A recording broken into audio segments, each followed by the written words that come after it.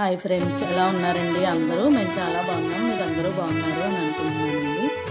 ఈరోజు కార్తీక మాసం 3వ సోమవారం సందర్భంగా మా చుట్టాలు అమ్మాయి కైలాస గౌరి నోము చేస్తున్నారండి. ఇదిగోండి అమ్మవారి సన్నిధిలో శ్రీ చాళుక్య కుమారరామ భీమేశ్వర స్వామి ఆలయంలో శ్రీ బాలాత్రిపుర సుందరీదేవి అమ్మవారి సన్నిధిలో ఈ కైలాస గౌరి నోము చేసుకోవటం జరిగిందండి.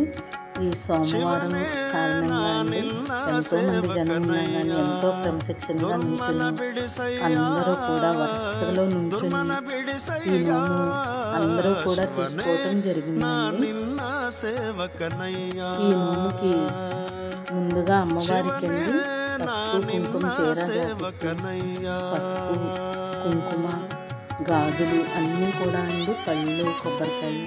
ఫస్ట్ అమ్మవారికి 3 దోసెట్లో పసుపు 3 దోసెలు కుంకుమ ఫస్ట్ అమ్మవారికి ఇవ్వాలండి. గౌరీదేవి పూజ అయ్యాక అమ్మవారికి ముందు సారి సమర్పణ చేశాకండి. అప్పుడు ఫస్ట్ వాళ్ళ అమ్మగారికి వాళ్ళ అత్తగారికి ఉంటే ఆడపడుచులకి అలాగా ఫస్ట్ 5గురికి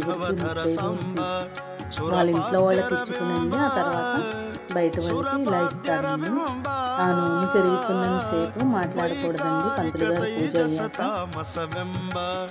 ఈ నోము ప్రారంభం అయ్యాక ఇంకా అసలు మాట్లాడకూడదండి. మాట్లాడకుండా వాళ్ళకి అందించాలండి.